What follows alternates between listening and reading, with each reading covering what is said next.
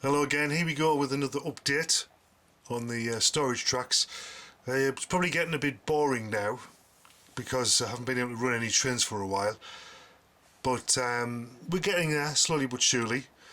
Before we see where I'm up to with the actual construction, a few people have asked about the reversing loop. I don't really want to go into too much detail because there's lots and lots of diagrams on the internet explaining reversing loops and whys and other configurations. This picture here is from the Lenz LK200 manual and explains how to wire it up, but it also shows the problem you have with reversing loops. If you can see this dotted line here, this line here, if you imagine this is the positive, so it's the outside rail, and it comes back and it's suddenly on the other side, so obviously it can't be both sides. So that's the problem we have with a reversing loop, is when you get to this point the polarities short circuit. So the conventional way, I think the old-fashioned way, was to put brakes in the tracks sort of here and here as it's shown in the drawing, and use a double pole switch to switch the polarity when the train was inside the loop, which is the grey area here. So what the LK200 does, it basically does it automatically. The LK200 is purely designed for DCC. It won't work on DC. It says it's explicit in the instructions. It's just for DCC. It's a digital reversing loop, and because it's all electronic, there's no relays or any moving parts. It happens really quickly.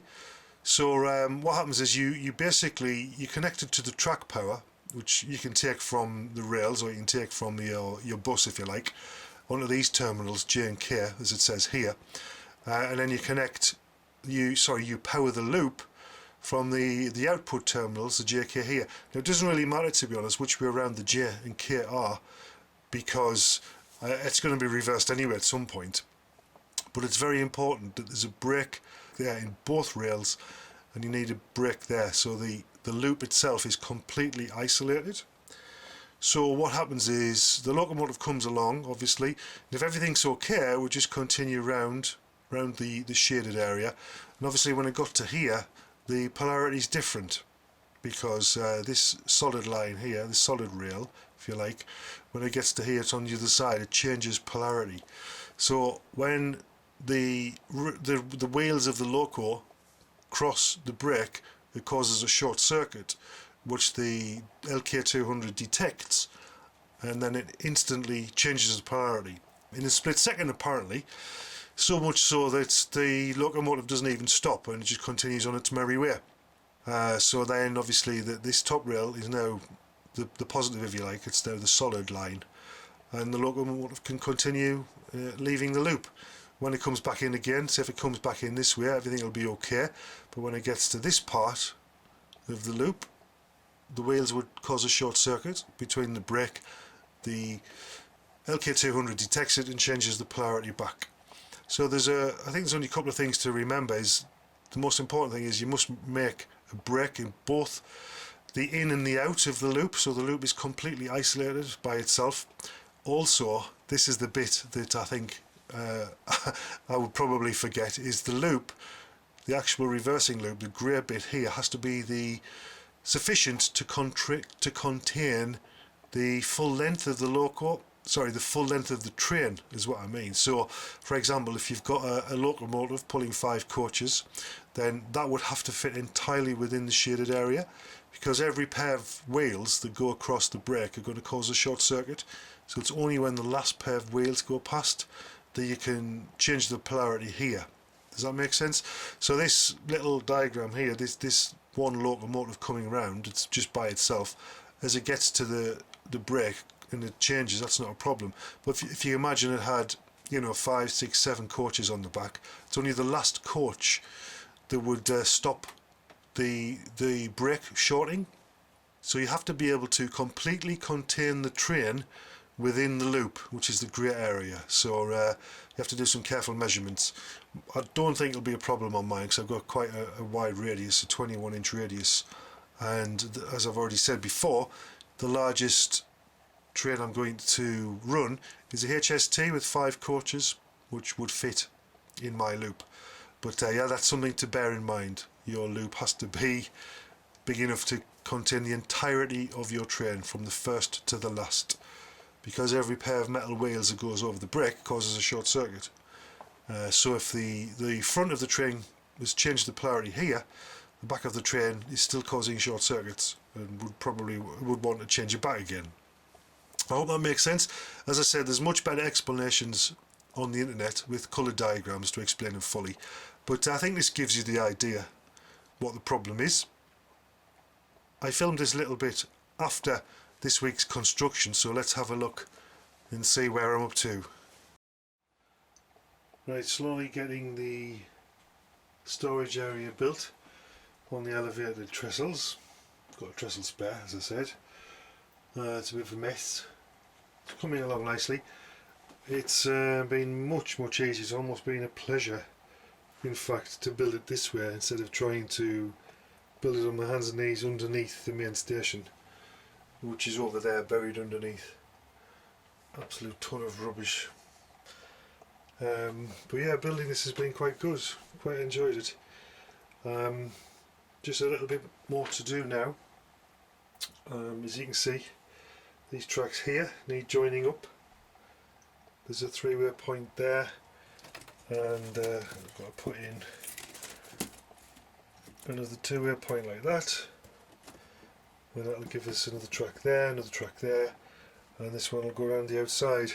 What I had to do, and I don't know, I must have measured wrong when I was working this out in any rail. If you look at the plan, that was the original plan. So this track here, I've had to remove basically because the board's not wide enough. So I've done away with that one. So instead of having 10 tracks, there's only 9 now, which should be enough. This one here, this is the return track, if you like. This one. So what'll happen is it'll go a little bit further down, and then it'll start a big loop and join on at that end. That's a reverse loop. Something I've had to do as well, which is unfortunate, but I'm going to have to reduce the length of the baseboard. As you can see, if I move some of the stuff here, the kitchen roll, there's the end of the baseboard, but the three-way point actually ends there. Now that should have been about 2 or 3 inches away from the end, actually where that line is. That's where that should have been. That should have been there, but I think I was a bit over ambitious working out how much I could actually get in, so I'm going to reduce that, and I'm actually going to physically chop this end off, which will make it a little bit lighter as well, but also making it shorter.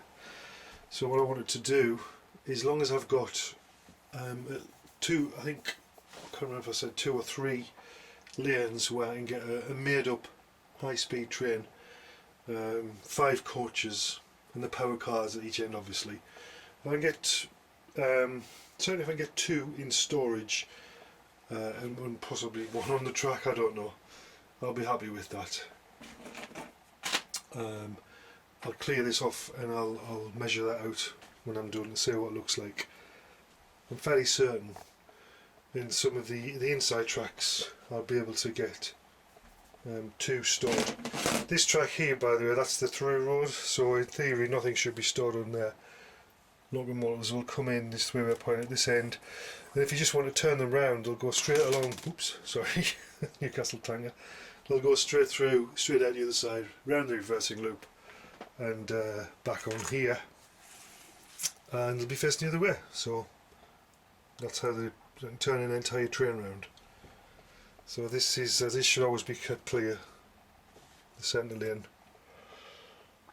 So we'll just crack on. Should get this finished. Shouldn't take much longer now to get the last point in, join the track up, and then I've got the point motors on.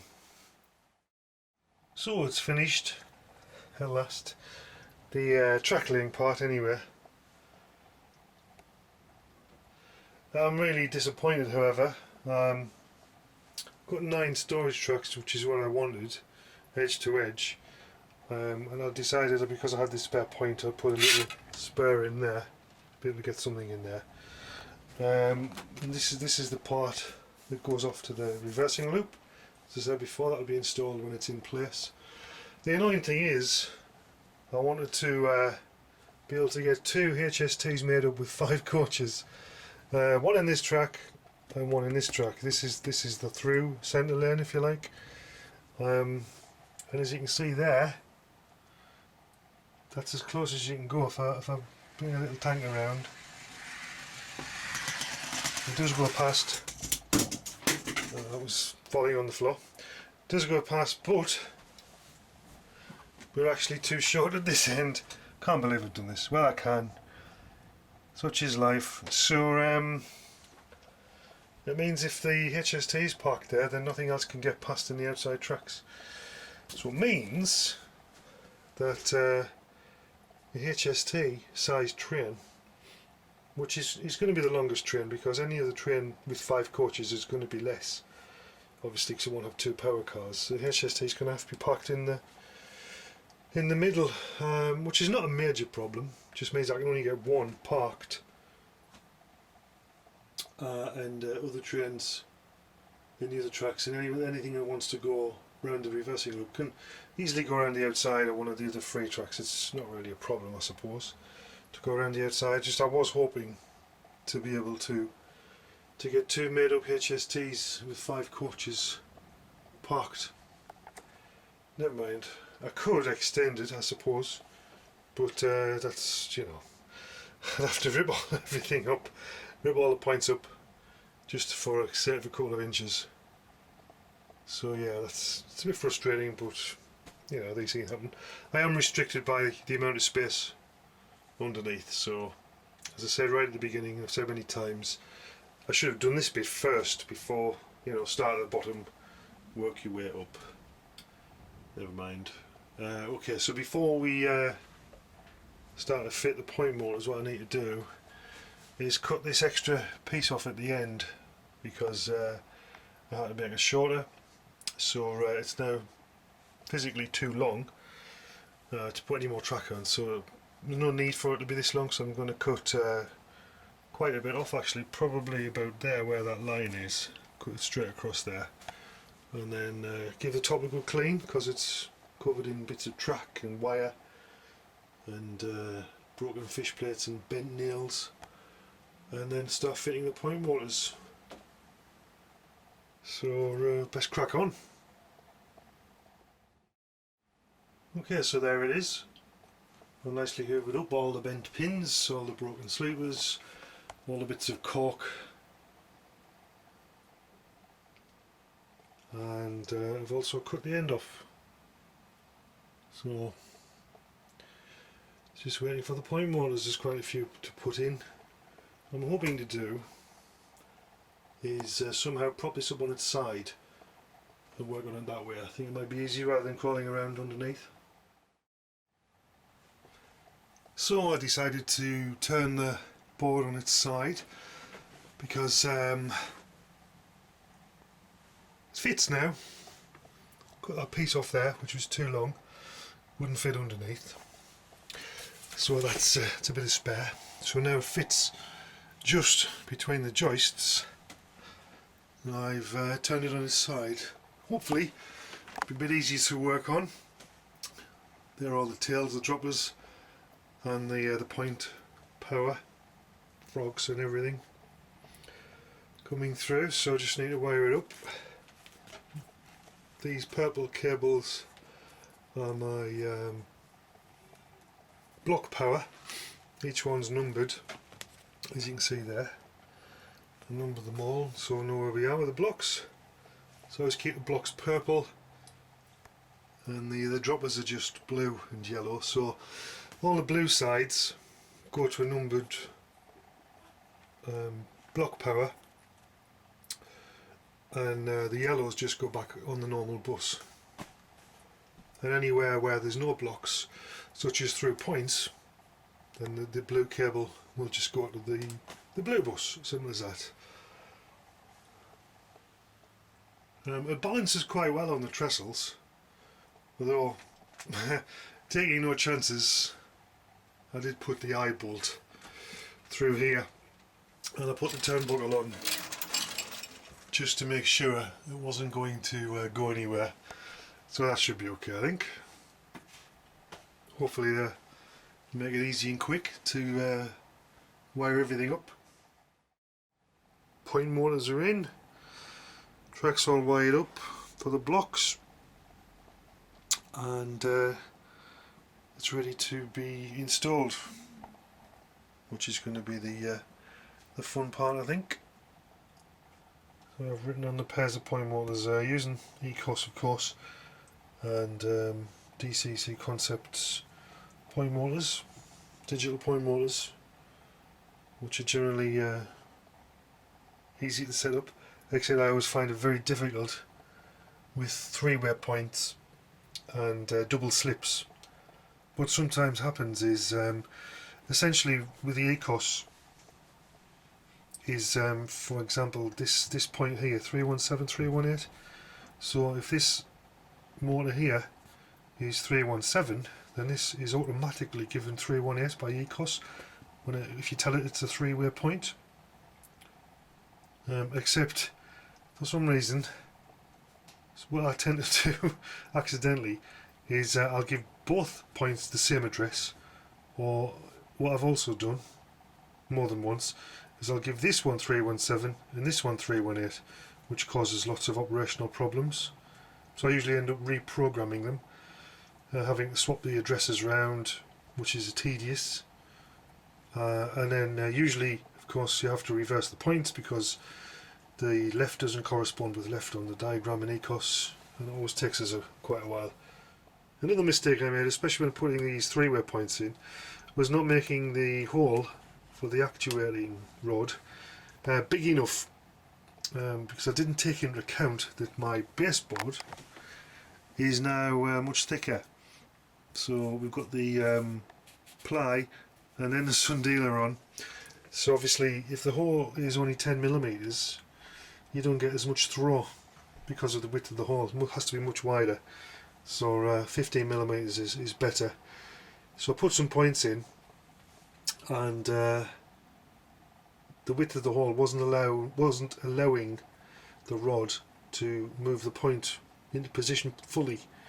So I had to take up the points. Fortunately it was just these two at this end, and it was actually three at that end. And because this is not a scenic area, I was quite generous. I made a massive hole underneath the baseboard, which you can't see there, but it's quite big because it's not going to get ballasted or anything. I'm still a little disappointed, of course, that it's not long enough, but never mind, we'll get something in. Got quite a few new locomotives and some rolling stock since our last update as well, which I'll have to get going. But the next thing is to try and install this underneath the station area, which I don't think is going to be easy somehow. But I think it was definitely a good decision to build this on top at waist height. Made it much easier. So we'll clear the decks, see if we can get it in. Also, of course, I've got to extend this bit here. Once it's underneath the main station area, this is the reverse loop, which comes right out and joins on the end there. So yeah, that's more fun and games. Could take a while to get this bit done, I think.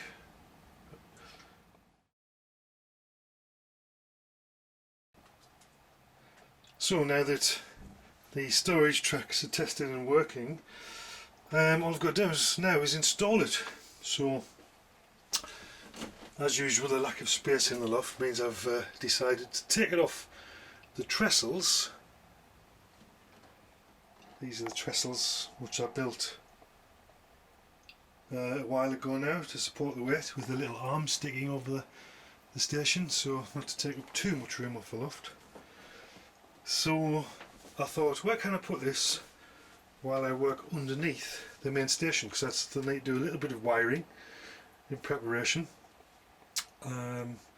So I decided to suspend it on the chain directly above the main station. I'm just going to move back for this. So yeah, this looks really safe. there is actually a station under there, and amongst all the rubbish. So there's another piece of wood attached to the roof beam where that's resting on the end of the storage baseboard, and the other end is free floating basically, because it didn't quite reach the other side. So what I did is I put the hook in. This bit of wood here goes through the tracks, the eye bolt goes through the wood, and then you've got the turnbuckle again, and it's suspended on my beam scenario. And if you notice, it's on an angle, so its natural inclination is to lean that way, so it pushes into there. So yeah, it looks a bit crazy, it looks extremely unsafe, and this end is somewhat wobbly as well, so I'm going to lean on it, but it means that the floor space, I can actually get under there now, work underneath preparing the wiring, because once it's in place it's going to be very difficult to sort everything out. And it's a bit of a mess. I don't know how it got so messy under there. Shocking, really. Absolutely shocking. A couple of new purchases there which I still haven't got out of the box. Bachmann's Class 70, the Black 5, some eBay purchases there. There we go then, making progress, slow and steady. So we'll leave it there anyway, and don't forget, if you like music, you like some oldies, listen to my oldies show on Spark Sunderland, 2 o'clock on sparksunderland.com, 2 o'clock every Sunday, and it will be nice to hear from you. So until next time, take care, bye for now.